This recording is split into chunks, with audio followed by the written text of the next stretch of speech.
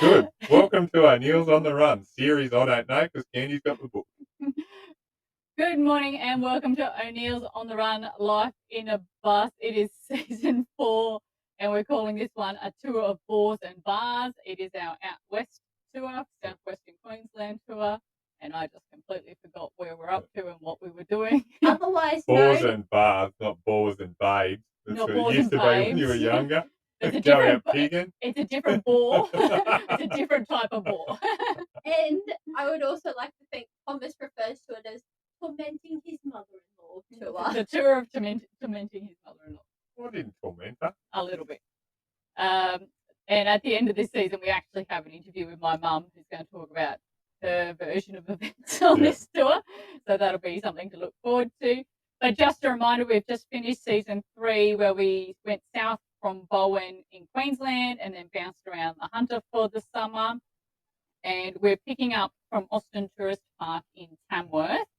And my mum and dad have come down from Queensland to join us for a 6-week run through southwestern Queensland and the Artesian Bore Country. Yeah, I don't know how many Ks. It was a lot of Ks. It was a lot of Ks. I didn't add them up individually, but I've got every day where we moved. Yeah. So from Tamworth, we went 171 kilometres to Narrabri by Gunnedah, and we stayed for 2 nights at the showground, which was $25 on power. Big roomy site. Didn't even unhook the unit, I think. No. We didn't. We just used mum and dad's car to run around. And on our first, Narrabri is somewhere we've driven through a lot. Yeah. Never actually stopped and explored. I think we only just stopped to go to the bakery that's there. Pretty much. We just stopped for Watson's Bakery on our way through. It's somewhere we had travelled through there for like the last part of 20 years on our way to Queensland. Pretty much. Yeah. Tom's done some cricket and stuff over that way. Yeah. Yep, you're full of yips today. I forgot what it's like having you on a podcast. It's been a while. Correct. On the first afternoon, we went up to Mount Capitan. He's so chatty today. Oh my God. It was a beautiful spot up there. There was lots of walks and that, but we didn't do any. This time we only walked to the summit walk and one of the little lookouts over the range. Yeah, a lot of people I've talked to since talk about the cabins up there, but we didn't see the cabins. But there was a turn off to them, but I think they're right up the top. I reckon they're beautiful. And we tried to find a pink slug, but we didn't. No. It was too hot and dry at that time, I think. Well, they come out in the rain, don't they? Apparently so. And Tom tried to rescue a baby goat for my mum and nearly fell down a mountain. Yeah, pretty steep. But it is, it's beautiful. From the top, apparently, you can see 10% of New South Wales. I believe it. Was it 10% or more? I don't know if it was 10%. I don't know. Might be wrong. Correct me if I am. But yeah, it's pretty nice up there. Yeah. We picked a good day as well. It was a very clear day when we were up there, so that was good. And then on our way back down the hill, we stopped at Black Snake Distillery. Yeah. To drink tequila. That's right. Do you even have any of that left? No, I finished it. It was all 60% too, wasn't it? Yeah, it was good stuff. Rocket fuel. An agave farm and tequila and gin distillery. But you can't say tequila because it's not from Mexico. It was mezcal, or not mezcal, I think they call it. Is it? Tequila, not tequila. It's not tequila. Yeah. But it is made from agave and it tastes like tequila. Yeah. There was one weird one on there with the kangaroo. Yeah, it was made from like fermented kangaroo meat dripping into it or something. And it took the bite out of it somehow. It was, I forget what it was called, but they were all not bad. Like they were different tasting. Yeah, different. And got old mate's life story. Yeah. You'll do that when you work behind a bar a bit, I guess. But that was cool. And I bought some rosemary infused gin there as well, which I've just finished, which was very good. Yeah. We was just making that to sell more stuff or something. Yeah, hand sanitizer through COVID become gin. But that was pretty cool. My mum and dad, I don't think have ever done anything like that before, so that was a different kind of experience for them. Yeah. Well, for mum, dad doesn't drink, so he had to be our driver. Somebody You wouldn't need much of that stuff. It was rocket fuel. But we still bought, and he still charges for the taste. He did. That was a bit rude. Normally, if you pay for a tasting and then you buy something, they take it off the price of the bottle, but not Black Snake Distillery. Nope. So we bought a bottle of not tequila, and we bought a bottle of gin. the next day we went for a bit of a drive around and we went to the Australian Telescope Centre. Yep. Cool. It was different. Yeah.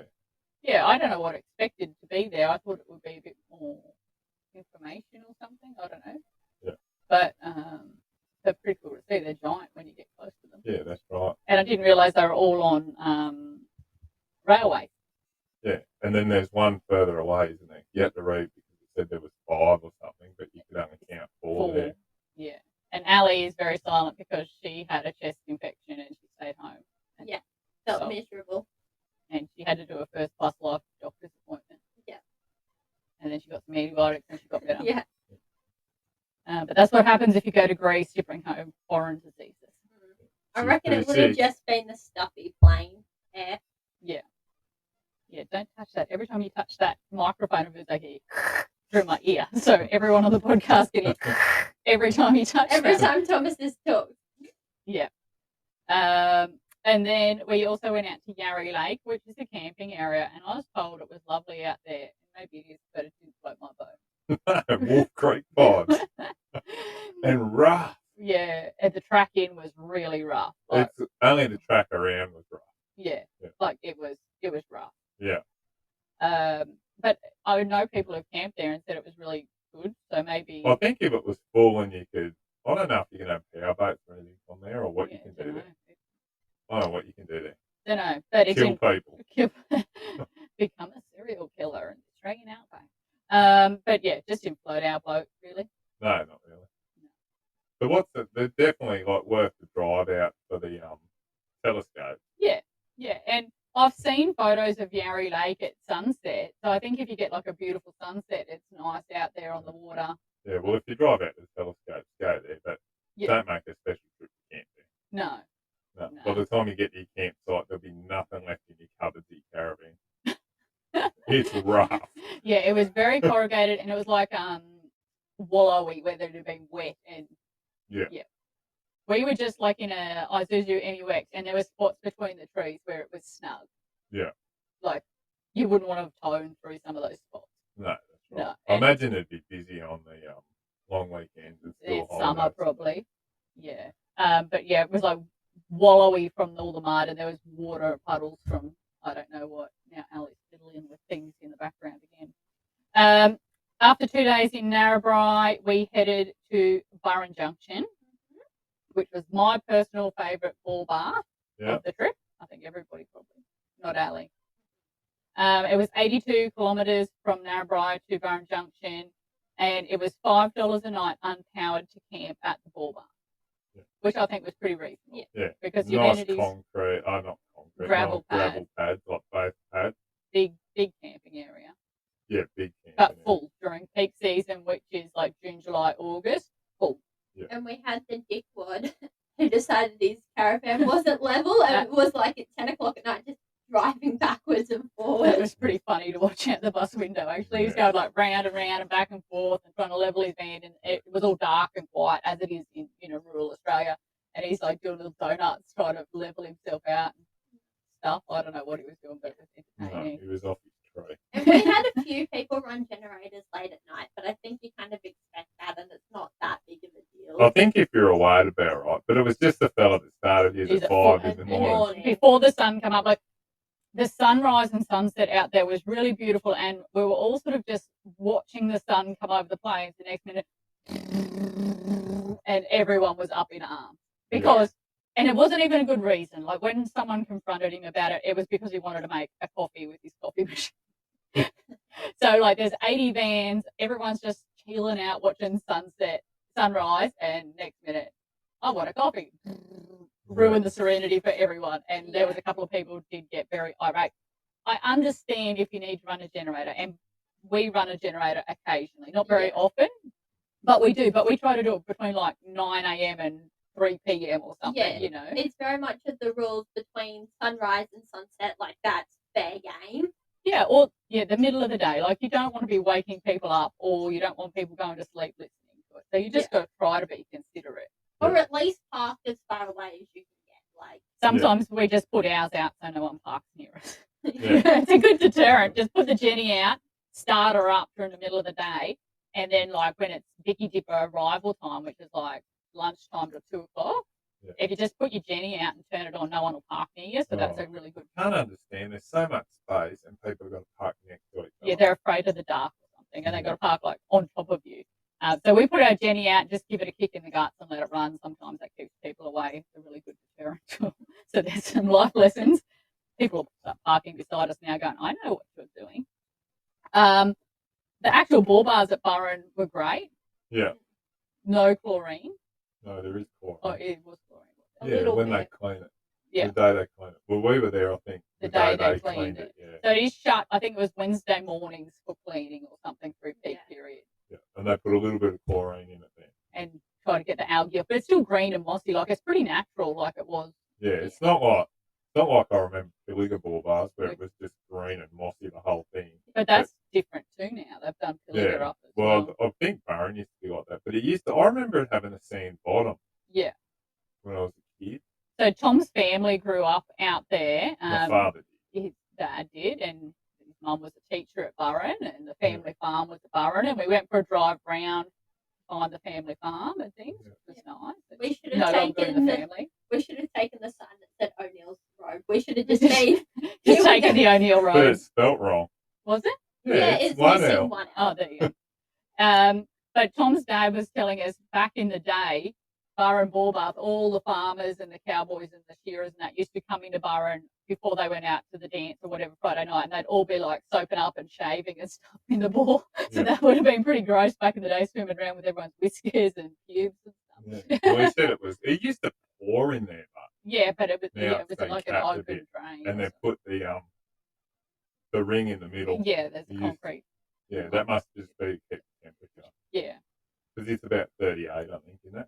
Yeah, it was a good temperature one, and like to sit in there and watch the sunset and the sunrise when it was cool and frosty, it was pretty nice. Yeah, it was a pretty good way to start and end the day out there.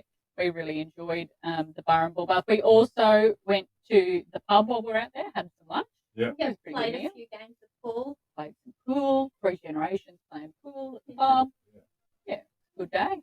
Yeah, it was. Actually, And it was very much like a nice old pub with a few photos and stuff. Like, Yeah. you know, customer service wasn't excellent, but it was a bit slow. They were pretty busy, like really for a little tiny country pub. Yeah, well, there's not much. There's only that in the cafe. We didn't go to the cafe, but they said it's only just reopened again. Yeah. And then we got some fuel before we left there. We put 99 litres in at $2.01. It worked out 29.1 litres, 100. So the ute must have had lead put across from Tamworth. Probably sat on 100. Probably did. So we filled up while we're there. It at the back of the pub. There's like one of those self-serve diesel petrol station things there that we use. Well, it's amazing what a town like that. What did Dad say when Mum moved there? There was 2 garages, cafe, a bowls club, a pub, the train station, a refreshment room in the train station. He said it was just rattling off, and the main street was still dirt apparently. And they had like dances and functions and stuff like pretty much every Friday, Saturday night. Yeah. And they've only just had a cafe open back up. So and however long that was, it's deteriated. Yeah, well, how long? I don't know how long Mum and Dad have been there. 50 years. We went to their wedding anniversary at Christmas time. So in 50 years, how much has gone down? And your mum said there was like 50 kids at the school. Yeah. And now there's like 5 or something, I think. But yeah, your mum was a teacher at the school there. That was her first posting. It was kind of cool to see some of that heritage. We actually saw a lot of family heritage on this trip. Like we saw places Tom's family are from, and then when we went up to sort of Cunnamulla and Charleville, we saw places where my dad and my granddad had spent a lot of time. And your mum tried to fight that Hebrew was where her ancestors. Yeah, but it was Herberton. Yeah. But some of Mum's family were like married at St. George and things, so we didn't see a lot of I was family. talking about how she was insisting that her family was part of the Kelly gang. Well, they might have been because there was Greens, the Mum's are Green, and they reckon the Greens hid at Hebel or something. There was a whole thing about that. So we read on a plaque, or something I read on a plaque anyway. Yeah. Just had the one night at Burren, and then we jumped in a car or in the bus, and we headed for Walgett, which was 113 kilometres away. Walgett gets a pretty bad rap. Yeah. We didn't have any problem. No, it's fine. Except remember we got hit $25 for a salami. $25 for a salami? Do you remember that? We When you walked bought into the coffee, cafe. Oh, Yeah. at the coffee shop. Yeah, I remember that. This is after Candy sent us out to the camp and I'm going, I'll make that turn. And I'm jammed on the road. We're trying to unhook the ute. We were going to go and stay on a free camp down on the Barwon River, which was marked as big rig friendly on Wiki Camp. And usually I like to scope things out a little bit before we try to sneak the bus in, but this day we just winged it. And the corner coming back off the highway was like 160 degrees, but backwards. Yeah. It was like a very acute turn. And we're nearly 19 metres long when we bus towing ute, and we just didn't make the corner, and then there was a low branch and a weird angle, and we just didn't make the corner, and we got kind of stuck where we couldn't go forward and we can't back up with the ute on. So my parents had to stop and block traffic while we unhitched the ute and jigged around. And then the road in had a lot of low branches and things, so we decided not to proceed down there with the bus. It also looked really Wet. It was rough. Wet. You're only in the seat when you touched it. Yeah, so we decided not probably, like we could have bashed the bus down there if we had to, but it was less than ideal. So we turned around, we went back into Walgett itself, and we stayed at the free camp on the western end of town out towards the sale yards. I think it was called the Alex something complex. We really should research this shit before we go on here, but we never do. Anyway, the free camp at the end of Walgett, it was free, it was unpowered. We stayed there for one night. It had good toilets and showers. Yeah, they were good showers. You just had to keep pressing the button. They were hot. Yeah, and then there was quite a lot of people there, so it felt safe. Like it was actually chock-a-block when we were there. We had a few issues with like people. So Dad left chairs out beside the bus for the grandparents to pull in, and we had people like nearly practically mow over the chairs to park beside us. Yeah, like it was a tight park. Like everyone, there's a lot of people trying to get in there. There was quite a lot of space, but there was a lot of vans in, like 40 vans or something. I think I counted. So there was a lot of vans in that little area. So it was only sort of awning width apart. Yeah. And I understand why. It's not. It wasn't because people had to park on top of you because there was nowhere else to park. It was a lot of people in. Yeah. So good showers, good toilet. You can fill up with water there. A lot of vans just came in and filled up with water. Yeah. And I think, was there a dump point there as well? I think there might have been. I can't remember. Yeah. Yeah. And then you could park over near the man-made lake. There's like a little lake thing there, a little park, and you could park on that side as well if you needed. Just make sure you wear your shoes on the way to the toilet. Yeah, it was full of prickles. We also Car kiwi. car kiwi. Yeah. We also went fishing in the Namoy while we're there. So Walgett's on the junction of the Namoy and the Barwon River. All we caught were carp, big carp, and lots of them. But it was something fun to do for the afternoon. I think Tom stayed home and had an ananas. Yeah. Fishing is not his cup of tea. Not at all. Not interested at all. And in the afternoon, in the evening, Mum and Dad and Ali went to the sports club for some raffles. Yep, we watched a bit of bull riding, did the raffles. I had a bit of a hissy moment because they said on the flyer 14 prizes. They only did 6. And Ali got cranky because it was advertised as 14 prizes. There should be 6 prizes. But the locals at Walgett just said, it has a bit of a reputation for crime out there. And we did see a few things that sort of made you think, maybe. But the locals would all just said, leave nothing of value in your car or anything and leave the windows down, pretty much. Take the keys out of it and leave the windows down. And if there's no money or anything worth stealing, they'd just keep going. So rather than get your window smashed for $10 or something out of your center console. So I think that's probably a fair indication of what the town's like. But we ourselves did not have any problems there, and we felt very safe and secure. We were just mindful, I guess, of the reputation that it has out there. But we had no problems ourselves. We also went to the ball bars there at Walgett, which were excellent, I thought. A little bit hotter than Byron. A little bit hotter in Byron. And there's only one other person there. It's not a big pool. No, it's a bit bigger than Byron. Probably, yeah. And it was lovely. It was a lovely spot in the public pool complex. Yeah, if they had a camp spot there, it'd be good. But they had showers and that there as well. Yeah, there were showers and toilets and stuff there as well. And just Tom and I went down to that one because the others went to the bowls club for the raffles. Yeah. So that was a good spot. I enjoyed Walgett. I don't know if there was much there to see or do again. If you kept going, if you wanted to go fishing and that, there would have been nice to go and camp on the river. Yeah, you probably could have camped down the river where we went fishing, I think, as well. It wasn't listed as a camp, but it looked like people had been camping down there. Yeah. We just went fishing under the bridge. There's like a fishing spot on either side and a boat ramp. So after the one night at Walgett... I talked to other people there that stayed at the showgrounds, and they said it was a good spot as well. The showgrounds were good. They went to stop at the free camp, but it was full when they went to showgrounds. Yeah. They said it was a good spot as well.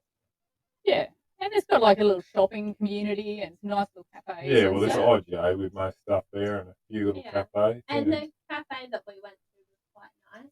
Yeah, opposite the police station. Recommended by Tom's mum. Yeah, and then so after that we packed up, and I've got a little note here that the ute was towing poorly off centre when we went to Walgett. Yeah, it felt like that. But it was all seemed to be locked in, wasn't it? Like we didn't... Yeah, everything was right.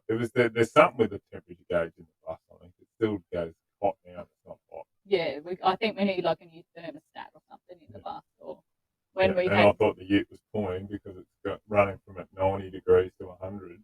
Yeah. And I thought the ute was pulling, so we drove the ute.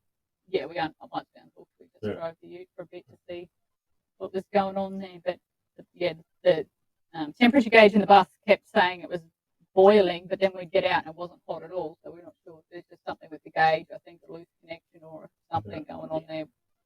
We had to look into, and it still does it occasionally, not always, but sometimes. What's that? The thermostat. Or is it it's still doing it. Yeah. And then we went the 78 kilometres from Walgett to Lightning Ridge, and we stayed at Lightning Ridge Caravan Park. It was $40 per night on power. We were going to just stay 2 nights, but they had a stay 5, pay for 4 deal. Yeah. Did you want to do Lightning Ridge as a one episode, because we did a fair bit there? Yeah, well, I guess so. Yeah, well, we're close to the end anyway. So. Nearly at our 30-minute limit. We learnt the other day that if you go over 30 minutes, the program we used to record this doesn't save and it just boots you out, and that's how we lost season 3, episode 9 last time.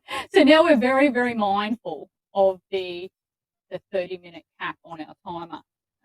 I still can't believe Mum didn't realise that it was like 30-minute cap. Like, she was telling me, I didn't know, and it's like there's a slash and that this is out of 30 minutes. Yeah, but I saw that, but I thought it would just stop. Like, it would become 2 videos. I didn't think it would just kick you out and lose everything. Like, I thought it would save 30 minutes and then automatically just start a new video that you had to patch together. You assume. I assume. And you know what they say about assuming? Yeah. It makes an ass out of you and me. Yeah. That's right. So I guess on that note, before we run out of time, we'll wrap that up. So that was Tamworth to Lightning Ridge, and we'll pick up. What's your favourite spot in all that? Barren. No, you love Capital. Yeah, it's nice up there. I'd like to go back and do a bit of a walk and spend some time maybe when we're dog free. That's a problem. Like, we've got the dog, so you've got to and I recommended Dad did. There was like this 11-day hike through Capital, so I reckon Dad could sign up and do that. I think he'd enjoy it. We've been to like Thorn Rocks and that before when we lived at Bingra.